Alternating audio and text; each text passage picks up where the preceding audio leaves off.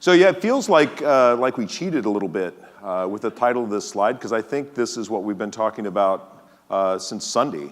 How do you get a seat at the table as the chief facilities officer, as a representative of facilities? How do you not only do you get a seat at the table, how do you keep a seat at the table? More importantly, how do you get invited to dinner? How do you get invited to the table before dinner is served? Right. So I had a conversation with my CFO last week. She was working through an issue with our housing portfolio. Housing doesn't roll up through me. And they're working on a long-term 20-year master plan kind of thing, building dorms, tearing dorms down, renovating existing facilities. And she said, well, Don, was your team involved in the development of this master plan? I'm like, nope. She said, well, why not? You guys are the experts. And that's where we need to be, right? We need to be in a place where anytime there's a question that involves facilities, they call us because we're the experts. So you're not begging for a seat at the table, but in fact being invited to the table, and ideally before dinner is served, so that you have time to eat with everyone else, right? So there's a couple of things that we'll share, I think, that are sort of big picture stuff. And then I want to dive in, Erica and I will dive into a conversation about what we're doing at Carnegie Mellon, and I hope that that conversation helps you. We're different, our institutions are different, but I think there are more similarities than there are differences, and hopefully you can glean some things that will help your conversations on your campuses as well. The two big points, I think, we've made them already in the last couple of days. One is, how do you affiliate with the mission, right? Carnegie Mellon's mission, like yours, research and education. We're highly focused right now on amplifying, enhancing the student experience. So how do facilities connect with the mission? Because the people that you're speaking to are not engineers for the most part, but they're smart. They're financial, they may be lawyers, they may be scientists. So really, really smart people, but not smart in the space that we're smart. And you have to create a context that they understand, and you have to help them understand why it matters. So how does the facility connect to the mission? And then more and more, how does that impact risk? So if we think about risk from an enterprise level, and enterprise risk has entered the university boardroom, it's been in the corporate boardroom for a long time, how do we connect what we do to the mission, and how do we connect what's going on with our physical plant to the risk to the mission? And then they can understand, oh, this is important, we need to listen because this could impact our business. And that's sort of the story that we're going to tell as we move through this. Carnegie Mellon's fifth president, Richard Syard, said, God gets a pass, everyone else needs to bring data. And that's certainly true at Carnegie Mellon. It's probably true for a lot of you as well. And so that brings me to my co-presenter and strategic partner, Erica Barbuto from Sightlines, to talk about how we move through the data acquisition process, data validation, and how we use that data to tell a story at Carnegie Mellon. Thanks, Don. Yeah, and today what we really want to focus on is, when you're at that table, what are you bringing? What do you want your leadership to learn and understand from you? So a big part of your story is helping to align perceptions. What do they not know that really impacts you? So we're going to go through and really understand, how do you make a compelling story? How do you align your perceptions with their perceptions so that you don't just have a facilities problem, you're working on institutional solutions to drive your mission and to move forward. So we're going to start with building context around your story and taking a really big picture outside of just your institution, but understanding the climate of higher ed. The people that you're sitting at the table with, the people that are making really informed decisions, need to understand how higher ed is transpiring over time and how it's impacting your facilities. So looking at some of the data from our Sightlines database, we're first going to start very basic with enrollment growth and footprint. Right? So as you see on the chart here, first on the left, we're looking at expansion of space over time compared to enrollment change over time. And across the database, what we're seeing is, for the first couple of years since 2007, enrollment and space were keeping up with each other. But since then, we've had the past 5-6 years where enrollments have flatlined. And what do we know about the future of enrollment? Online programs are becoming more and more significant. We're seeing decline in high school graduation rates. So taking that into consideration with a growing footprint, it's starting to get more expensive to maintain your space. Your facilities are getting older, but then you're also bringing online new construction. So how do you start to understand the resources you have, and how do you start to leverage new resources to be able to maintain a larger footprint?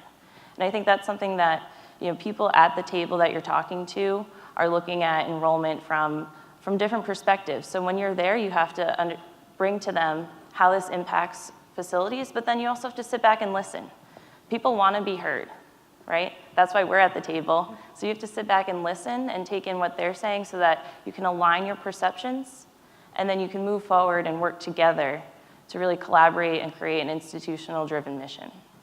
Now, some further context that I think really bridges the gap between facilities needs and the institutional priorities is really looking at the age of construction over time. Age is really important for you all. It really depicts how you have to maintain your campus day in and day out, but also how you have to plan and invest into the future. So again, we're looking at the Sightlines database here. It's about 52,000 buildings at the age of construction. And the biggest takeaways here are those peaks of construction during the 60s and 70s, and then during the 2000s. During this time period, some larger knowledge, larger context here. During the 60s and 70s, there was that enrollment boom. Many people are going to college for the first time, and to meet that demand, institutions had to build and build very quickly. A lot of those transitional buildings that weren't meant to really be on campus long term, those temporary buildings, they're still here today. They're still under your scope and giving you a lot of frustration, a lot of headaches. Customers aren't happy either. Now, as we move into the second wave of construction, we have a slightly nuanced, different reason for this construction boom. We're starting to see a competition for students. So at this time, we're seeing program expansion. As you're adding more programs to become more lucrative to students, it comes with different space demands. So you're building new STEM facilities. You also have to build new student life spaces, right? It's moving away from the learning experience and the living learning experiences at your institution. So moving away from your traditional dorm style to suite style. The space per student is growing. You need more student life spaces. There's just more of a demand to bring that living and learning culture and experience to the students. So now, what does this mean for facilities? We understand why we're building, why there's needs for that, but it really comes back to the bottom line. And when we think of the bottom line, we could think about, life cycles. You all are very familiar with this, but it starts to paint a very simple picture for those outside of facilities that you're working with. And understanding that those buildings that were constructed during the 60s and 70s reached the end of their useful life during the time period that you were expanding. So we see underinvestment into those older spaces while you're building new. You're deferring needs. Older spaces are starting to become obsolete. And now when we look into the future, we're seeing this overlap of life cycle needs with those buildings constructed in the 60s and 70s and those newer spaces constructed in the 2000s. So now, when we look into the future and you're trying to plan, and it's tough from an enrollment perspective, it's tough from different revenue sources coming in, you're at a point in time where you have to catch up with those older spaces and address those deferred needs, but then you have to now keep up with this newer space. And it's a challenge. It's going to be a different challenge than you've ever had to face before. And that's where you really need to start to bring this knowledge to the table in very basic and simple form so that it's easy to digest and then easy to be able to make a plan and drive solutions off of it. When we look at Carnegie Mellon, slightly different construction story here. Out in Pittsburgh, it's a very historic campus, much older campus. So you can see their construction booms. We've a lot in the early 1900s, and this is really where their story starts. Age is so important to Carnegie Mellon. They're in the city. They have very large buildings. It's hard to address these older historic buildings and really try and renovate because they're so large. They come with historic demands as well. So that's where the context starts to build. And when you go back to your institutions, there's going to be different contexts that you have to bring to the table. But this is really where it starts. You're telling the story over time, how you got to where you are today, but then informing how that story is changing into the future. So this slide, there's a couple reasons I wanted to put this up here. The main reason, and I don't want to lose the point, so I'll say it first. When I showed this slide to my board, and you know how when you're presenting to someone and you're trying to share a new story, and you can tell that moment when the lights go on. You know, there's whatever, their eyes get big, or there's an intake of breath, or they all of a sudden sit up straight. That's what happened when I showed this slide to my board. All of a sudden, and I don't know whether it will work for your institution or not, but there's a metric, there's a slide, there's a picture that will all of a sudden turn the lights on for your leadership team. And this was the slide. And it's actually better news. When I showed this slide the first time in 2016, we were the second oldest campus in our peer group. Now we're the third oldest. Unfortunately, we got there because we built a new 200,000 square foot building. So we just made this the under 10 number bigger. So we changed the denominator is really all that happened. So this was sort of my key slide. This was my aha moment with the board 3 years ago. I finished the presentation, and one of our board members took me aside and he said, "Don, that was the best briefing I have ever had."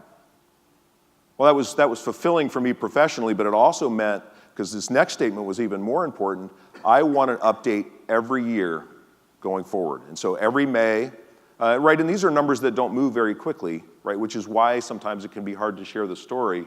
But every May, I have to sit down with the board and update them on where we are against the challenge of our aging portfolio.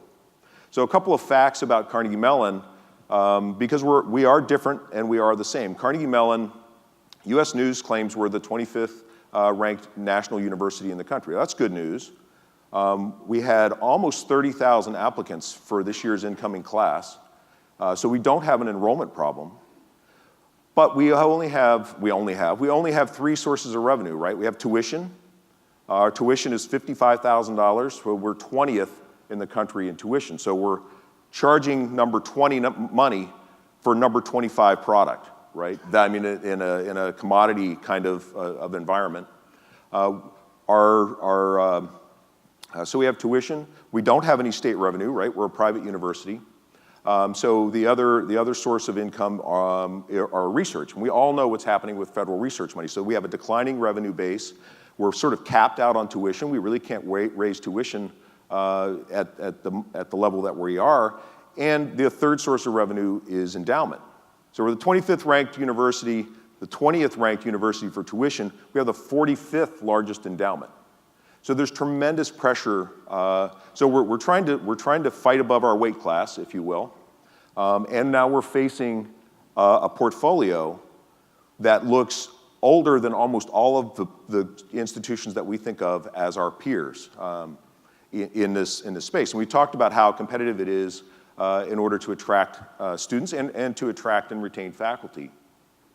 So when I sort of framed that question for our board, immediately they understand we can't buy our way out of this challenge. We don't have the resources to just stroke a check and solve what this sort of looming problem. If you look at the top bar, right, 55%, more than half of our buildings are more than 50 years old. That's a renovated age, and especially if you think about the fact that Carnegie Mellon was founded in 1900. We're not the oldest institution in the room by a large margin, so we're not old, only 120 years. But yet we have one of the oldest portfolios within our peer group. So we need a strategic solution. Yeah, and even more so, beyond the context of age and how this starts to impact the programs and the research you can get done, when we look at how Carnegie Mellon has been investing over time, this definitely plays into where needs go into the future. So again, still focusing on the context that you need to bring to the table and what you need to inform your leadership about. So what we're looking at here is just your capital spend over time. How are you investing from your capital renewal budgets, and how are you using outside funding sources? How are you renovating using program dollars? And what you'll see here, it's a snapshot of a couple years of spending, but the trend is that Carnegie Mellon was underinvesting compared to its peers. So it's older and underinvesting. at some point this really starts to impact the research that you can do, the programs you can expand, the enrollment growth that you can manage. When we look into the future, Carnegie Mellon started to introduce this concept of central allocation funds, and they went through a process of renovating some buildings in the plan. Even with that slight change and maybe some hopes to increase capital spend over time, it's still not going to be enough. You're still going to have to really compete with your peers for these students when your resources are low. So this was a moment that we need to understand what funding's coming in and what we can address, what's important to address. And that's really where we started to get to work. Because through our condition assessment, this is where we start to understand where the needs lie. How much do we have to address?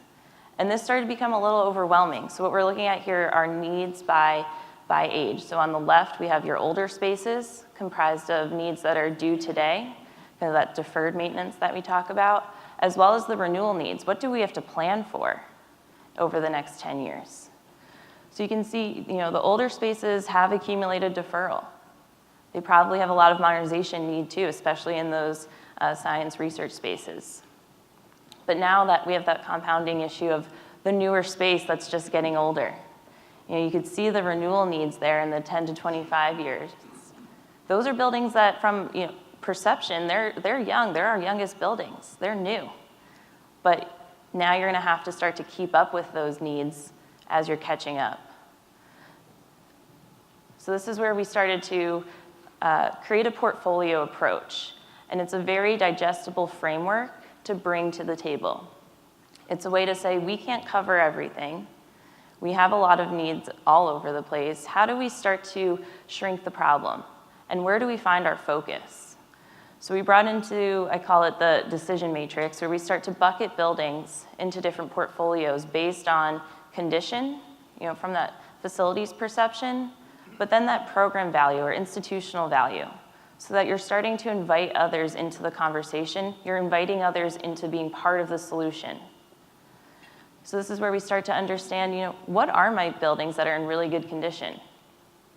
I need to know that scope so I know the right strategy, how much capital renewal funds I have to invest into those spaces to keep them as they are today. But then what are my buildings that are in worse condition? Does it make sense to be throwing my capital renewal money at those spaces? Can we find a new strategy to start to reinvest into those spaces? And even more importantly, what buildings don't serve us anymore? What buildings are taking up all of our resources and they're not serving us? We need to move on from them. And that's really where we see those transitional portfolios becoming very crucial. If you can't meet your targets, lower them. So I want to share a couple of points about this slide and the next couple of slides, because this is a model that worked for us. When you talk about developing building portfolios, there's sort of an overarching principle, which is, how do I simplify the discussion so that I'm not talking about a particular building, and I'm not talking about the entire portfolio of buildings, but I can put them in buckets that people can understand. And these are the 4 buckets that worked for us. I think the important part, and we'll talk about it again in a few minutes, the bottom left-hand bucket that says transitional building. Transition is a euphemism for tear it down or sell it. Or throwing good money after bad, if you will. So I put this slide up. I'm talking to my board. This is about a year after the epiphany that we had in 2016. I'm talking to my board, and one of the board members looks up at me, and I was talking to somebody earlier in the conference. This guy is a Silicon Valley guy. He shows up for our board meetings in cargo pants and a t-shirt, and he looks up and he goes, "So you're telling me," so there's about $60 million or so in the transitional building bucket. He says, "So you're telling me that I can reduce the backlog by $60 million for free if we just tear down those buildings?" Well, it's not free, and he's smart enough to know that, but I could look at him and say, exactly. We're spending money on buildings that everybody knows we should get rid of. Now, maybe we should tear them down and build a new building. Maybe we should sell them. Maybe we'll sell them to the University of Pittsburgh. Or maybe we repurpose them, right? Is that really the highest and best use for that piece of land? And then allow that. Now we pulled a whole portion of our portfolio out of the discussion when we're talking about how to manage portfolio age and deterioration. Yeah, so we started with cap renewal budgets and program funding, had to cover the entire footprint of campus. But through a framework, we worked together to understand how do we start to segment our funding into the building portfolios. So that's a lot of footprint to cover. But what we move towards is starting to bucket buildings by funding source. So we shrink the footprint of the cap renewal needs. And then we start to understand what is the $60 million that I can erase from my backlog. And then we have the major capital renovations. We came up with about 10 buildings or so that we targeted as, these are crucial buildings. They are historic, they serve our programs, but they have a lot of deferred maintenance. Throwing our cap renewal at them isn't going to move the needle. So we need to come together to understand what strategies we can take to address those buildings. So I had a conversation with my CFO last week. So Carnegie Mellon is organized very similar to the organizational structure at Virginia Tech. We have a vice president for operations who has a portfolio of the police, facilities, HR, et cetera. And then we have a CFO whose focus is on finance, not on administration. So I'm meeting with both of them, my vice president and our CFO, and she looked at me and she said, Don, how much money do you need every year for capital renewal? I've been waiting 15 years for that question. And I said, Angela, that's not the question, right? The question is, how much do I need to spend it on? So yeah, there's some number. It's a bigger number than the number that you're giving me. But the real solution is not for you to give me $50 million a year in capital renewal. The solution is, let's only spend capital renewal on, in this case, the right-hand side of our portfolio. Just the buildings that are in good shape, that are useful for stewardship, that can be maintained in good condition, and let's focus our program funding, special allocation funding we're calling it, on the rest of the buildings in the portfolio. Yeah. And this started to play out in a matrix, in a portfolio setting, and what you'll see here, we have our three main buckets, the program funding, central or cap renewal funding. What you'll see, look at the dollar per square foot. We've shrunk the footprint, and even the buildings within that portfolio have relatively lower needs than the renovations, than the transitional buildings. That's manageable for a capital renewal budget. So we're shrinking it, and we're making sure that those dollars go a long way. You can maintain those younger spaces. When we look at the divestment potential, those transitional buildings, they have a lot of need. And for Carnegie Mellon, we identified them as a lot of administrative facilities as well. So, how do we work to figure out a plan to consolidate those spaces?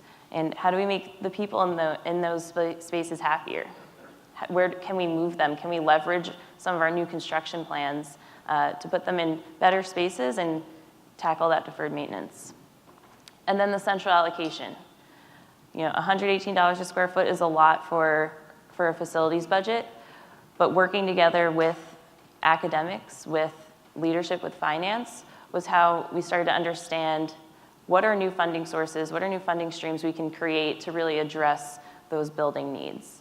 And I think this was a good moment, a learned lesson for us, where we were proposing these matrices, these frameworks, and we had to pause and say, we need to step back and listen.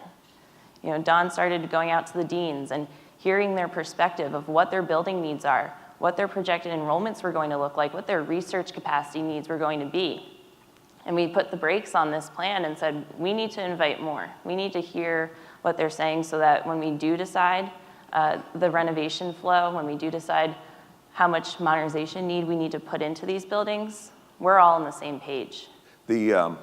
So if you think about a couple of slides that we've shown, think about the age slide, right? And so the buildings that are in this blue box are the buildings that are driving that over 50 age category. Those are iconic buildings on our campus. They're not going to get torn down. They're central to our research and education mission. But the first building on campus was built in 1906. That building's set the deferred maintenance question aside. It's programmatically inadequate, right? The pedagogy that's going on there, the classrooms are not adequate, HVAC is not adequate, it doesn't meet modern ADA standards. So as we approach the building, the real question isn't, we try and make the question about what's behind the walls. That's not the issue at all. The issue is, how does the building support the mission of the academy? Sweep up that answer, get that answer, which can only come from the deans, from the academic leaders around the institution, and then sweep up the deferred maintenance piece along with it. So we're going to renovate your building. We're going to give you like new space where you can do, they like to say, how can I do 21st century science in a 20th century building? So we'll give you a 21st century building, and then as a happy byproduct, we'll take care of all the stuff that you can't see. So just a few more slides here. We talked about the strategy for keep up and for your facilities renewal budget. When we look at the transitional divestment potential, there has to be a plan with taking all of this space online.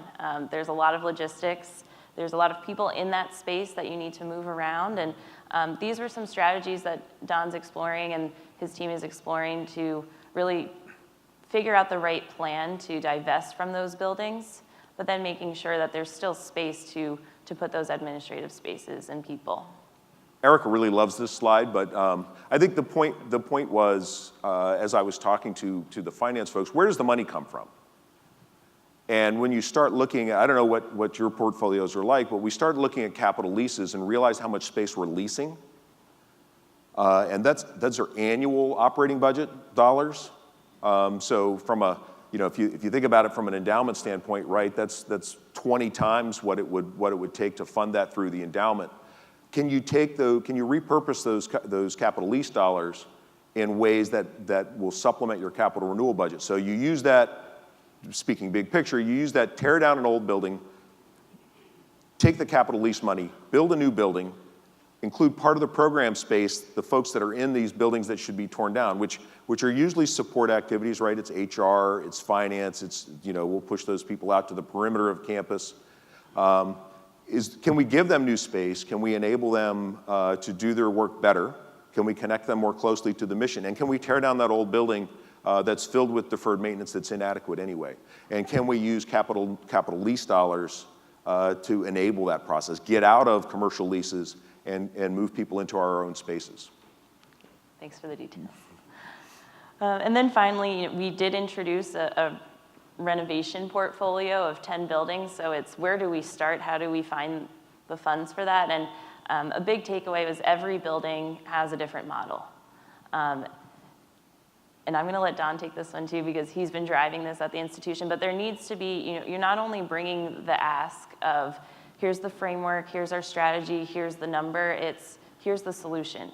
Here's how we can get there. What's the plan? And I think every building on Carnegie Mellon's campus, on all of your campuses, will have a different plan based on the characteristics, the funding capacity. So I'll let him talk a little more. So, and other people have said this, so I think maybe I'm a slow learner because it took me a while to have this sort of revelation. Erica and I were working through this plan. I keep, I'm briefing. I don't feel like I'm getting anywhere. And to that point, one of the characteristics of being successful in this is to be persistent. You just have to keep going back to the table and telling the story. But what I was doing, I was describing the problem, right? So I'd pop up a graph that says we've got X $100 million worth of deferred maintenance, and the board would look at me and say, so what? Or I'd show this slider, and all I was doing was defining a problem, and it's a problem that they know, but I wasn't describing why it mattered. That gets back to the how does it connect to the mission and how does it connect to the risk. And what I wasn't doing was bringing them solutions. I wasn't giving them anything actionable. It was like I would bring them the problem and then sit there patiently waiting for them to tell me what to do instead of me telling them what I thought we should do. And that's this conversation, to go out to university leadership and say, okay, look, here are the buildings in the blue bucket. We've just been calling it the blue bucket, the major renovation bucket. Here they are. These are the buildings that are most important to our mission that are, and they're in the worst condition. I've done the engineering. Now I need you to tell me what your priorities are. And so that's where we are now. That's in the story. I have another briefing with my board coming up next month. Where we are in the story now is the face-to-face meetings with the deans, face-to-face meetings with the members of the president's cabinet to say, what are your priorities? What is it how are these facilities not meeting your needs? And then understanding, okay, I've got this group of 10 buildings. I know they're in the worst shape, but I don't know which one's most important. And the only way I can find out which one's most important is to have those conversations. And then just to kind of summarize what we've been talking about here, it's really understanding what you're bringing to the table, how you're communicating with your leadership team that's making decisions that impact you. I think people want to collaborate. People want to work with you. It's aligning perceptions, making sure that they have all of the knowledge that is necessary to be able to make informed decisions. And it's making sure that you sit back and listen to hear their priorities and their perspectives so that you can come together to those solutions. So the title of the talk and almost the theme of our conference has been how to get a seat at the table. So I want to say a couple of words that have nothing to do with condition assessments, nothing to do with building portfolios, but it has to do with us as professionals. And taking the time, so if you want a seat at the table and you want to be taken seriously, take the time to think about your own personal brand. How are you engaged with your campus outside of your job description? Are you a financial supporter? So do you give back to your institution? Are you a volunteer? Do you help with tours? Do you attend athletic events? Does the athletic director know who you are? Are you at academic award banquets? Do you attend conferences like this, right? Are you working on your credibility so that when you are in front of the board takes you seriously as a professional? I need to listen to this person because they're a leader in their field. And I'm speaking preaching to the choir, right? Because we're here, leaders in our field. The better our personal brand, the better our personal reputation is, the more enhanced our universities see us as partners and professionals, the more seriously they'll take us when we start to have these conversations. That's it. Thank you. Yeah.